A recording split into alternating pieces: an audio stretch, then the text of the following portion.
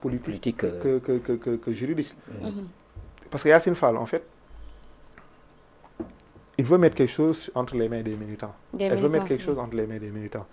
Et pour ce faire, elle était obligée de faire cette sortie-là. Je pense qu'il s'est retourné contre elle. Oui, mu ngi noonu Gadio pour sortie bu maître Oumar Youm je pense que ni seetaan nga ko démb mais am na lu su am solo lu ci nit ñi retenir mu di les propos de Yacine Fall wala déclaration bi Yacine Fall li mu wax mu di les deux téléphones les 400 SMS appels et autres les échanges entre les politiciens journalistes patrons de presse directeurs de publication loolu figuré wul ci PV bi nga xam ne ni moom lañ leen remettre. Oui, effectivement, parce que man bi mu ko njëkkee déglu tantôt maa ngi ko doon wax sama premier argument Yacine Fall bi génn elle était plus politique. Yacine Fall bi génn da doon chargé Farba Ngom. Yacine Fall bi génnoon dafa taxawaayu militante wu Pastef. Yacine Fall bi génnoon keroog décevoir nañu bëree. Et te aussi ay accusation la woon parce que kenn amul certitude accusation est-ce que c'est bien fondé est-ce que dëgg la parce que man mën naa jàpp ni Yacine Fall bu doon génn inconditionnel Ousmane Sonko la comme li ko le juriste bi waxee juste pour faire plaisir derrière il y a des militants il y a des sympathisants peut-être il faut nga am loo leen jox ñu téye parce que mënoo xëy barki démb bàyyi Tahirou Sarr téye Farba Ngom boo bàyyi woon ñoom ñaar ñëpp clameur public bi confiance bi est-ce que base bi parce que ñoom dañu am un rapport une relation très particulière avec la base surtout les militants daanaka dañu am une relation particulière daanaka militants yi parfois ñoom ñooy conduire seen bëgg-bëgg d'habitude ñoom si bëgg-bëggu militants yi la ñuy dab kon donc Oumar Youm en tant qu'avocat proche du dossier bu ne figurewul ci PV bi ça pose problème est-ce que réellement li la ministre lu mu wax est-ce que réellement loolu moo am point d'interrogation surtout loolu aussi bu ab ministre di demee bay génn surtout ministre de la justice bu demee bay génn moi je trouve que ne warul uniquement c'est pour charger kenn moo tax muy yéen di raconter des bobards parce que moom Yacine Fall man li nga wax yaayaa li mu wax man loolu laa xaaruma ko woon si mu ñëw de 125 milliards à deux téléphones et encore une fois deux téléphones yi je suppose que ne nekkul ne ñaari ñoo jar 125 milliards wala 37 milliards encore une fois téléphone lu mu cher je pense que iPhone 17 Pro Max mu gën a cher te pourtant jarul 50 millions voilà moom lay jar wala ëpp na ko voilà matu ko donc bu ñu gisee ne moom li mu wax Oumar Youm weddi na ko en quelque sorte loolu ndax jotul aussi moom Yacine Fall mu xoolaat boppam parce que biñ ko nommé kaddu bi benn la woon mu di Yacine daf fi nekk uniquement pour répondre ci besoin Ousmane Sonko wala taxawal bépp exigence boo xam ne ni Ousmane Sonko bëgg na ko ci justice bi par rapport ak bon ñu bëri jàpp nañ ni moment bi muy ñëw sa nomination dafa am lu mu doon répondre aussi boo déggee ñoom ñu ngi doon wax ñiy xeex ñoo war a diriger ñoo war a taxaw ci kanam ñoo war a nekk li nga xamante ne ñoo war a diriger ñoo war a jiite peu importe compétence yi ak connaissance yi mu war a am bon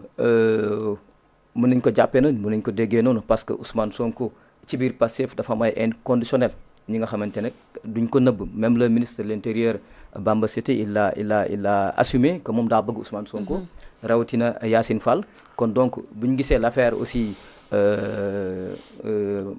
Prodac ñu instruire ko ba tey ñuy dem ba di soulever li nga xamante ne moo di possible révision du procès kon donc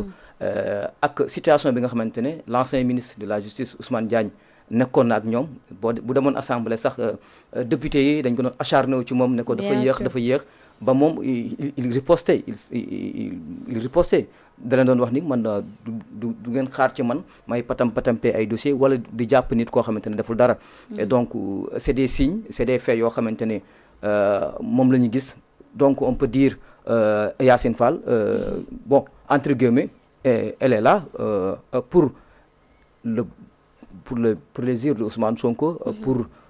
en fait satisfaire les besoins de Ousmane Sonko parce que ñoom dañuy wax système bi changé wul dara changé wul yoon lu fi nekkoon moo fi nekk peut-être seen intérêt ak lu ñu bëgg moo amaguñ ko ñu ngi tout le temps dañuy wax dañuy dissoudre le conseil constitutionnel d'ailleurs la cour suprême réforme yëpp ñi ngi attaqué les magistrats di attaqué les institutions le président de l'Assemblée nationale ki nga xamante ne deuxième personnalité de l'État la principe de séparation des pouvoirs toog na wax ne dañu war a dissoudre dañu war a nangam sangam institution judiciaire kon donc ça pose problème kon donc ñoom lu ñu bëgg amaguñ ko amuñu ko woon ci Ousmane Diagne bon peut-être jàpp nañ ni aussi on est en politique aussi tamit mën nañ ko nangu loolu dafa am loo xam ne boo ko bëggee dafa am nit bu la ko mënal te la plupart ki la jege ki nga àndaloon moo la ko mënal yenn yi mais comme que Ousmane Diagne réputation xam nañ ne bon il est intraitable doo ko def loo yenn yi peut-être même c'est ça qui a précipité maintes fois non seulement moom du accepter benn pression mais aussi du ko teg ci magistrat du siège effectivement kon donc c'est des faits yoo xamante ne peut-être on peut s'appuyer là-dessus pour dire que vraiment c'est une commande politique boo xamante ne elle est là pour répondre à des commandes politiques. Par rapport au propos de mon maître Oumar Youm d'ailleurs nee nañ saisir nañ bâtonnier bi jox na leen réponse dinañ génn def conférence de presse bien sûr pour wax ci li am ci PV bi oui effectivement loolu c'est la voie normale c'est très normal une réplique peut-être boo indee ñoom ay avocats la ñoom ñoo koy défendre boo indee sama client nga dal ci koom des accusations gratuites comme ça day baax aussi ñoom bu ñu amee ndigal ci bâtonnier puisque moom moo leen njaboote moo leen di autoriser pour ñu mën a wax seen dossier yi kon donc leur réponse est vivement attendue parce que tamit nit bu ñu la tuumalee tamit day baax nga taxaw nga wax carrément tuuma yi ana la nga ci laale dëgg loolu dëgg loolu on va attendre leur version pour mën a gën a xuus si mbir mi moom pour les propos de Bachir Fofana bon Bachir Fofana les procureurs ñoom dañoo gentiment daanaka décliner l'invitation de Yacine Fall mais bon il a utilisé le conditionnel. Oui bon le conditionnel en journalisme c'est permis bon c'est permis bon c'est permis pour ne pas deful benn affirmation effectivement du affirmation gratuite il a utilisé le conditionnel donc bon on peut l'accorder ça jusqu'à preuve du contraire bien sûr bon vu que l'allure même le contexte est purement politique bon je vois mal que en tant que procureur nga am ay dossiers yu sérieux pôle judiciaire financier ou le parquet de Dakar nga am ay dossiers yu lay xaar bon tu te permets de s'attarder sur des dossiers yoo xamante ne c'est des dossiers de bas étage personnellement man bu ma nekkoon procureur yenn mbir yi kenn mu ci dugal am naa fulla bu doy noonu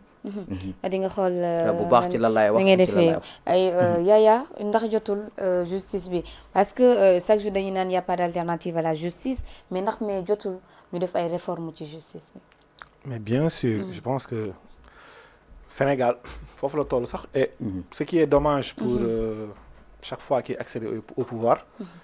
dafay utiliser encore une fois suñu justice pour boppam mais dañu war a changer bëri na effectivement il faut un équilibre de la justice il faut une indépendance de la justice il faudrait que le magistrat de siège puisse avoir son indépendance par rapport au parquet tout ça ce sont des problèmes sur lesquels nous devons nous concentrer mais par contre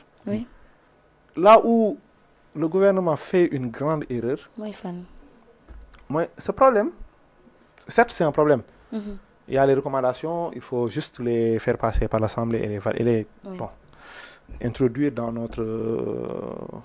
agencement judiciaire ou dans nos textes relatifs au droit pénal et au code pénal et au code de procédure pénale mais là où il y a fi ma jàppee ne ce gouvernement dañoo xaw a juum mooy l'urgence n'est pas judiciaire l'urgence n'est pas en réalité sur les réformes des institutions mais l'urgence mu ngi nekk sur l'économie l'urgence elle est économique pourquoi les Sénégalais actuellement ñu wax ñu ñàkk wax ils sont en train d'agoniser ils vivent une situation qui est extrêmement compliquée les Sénégalais n'arrivent pas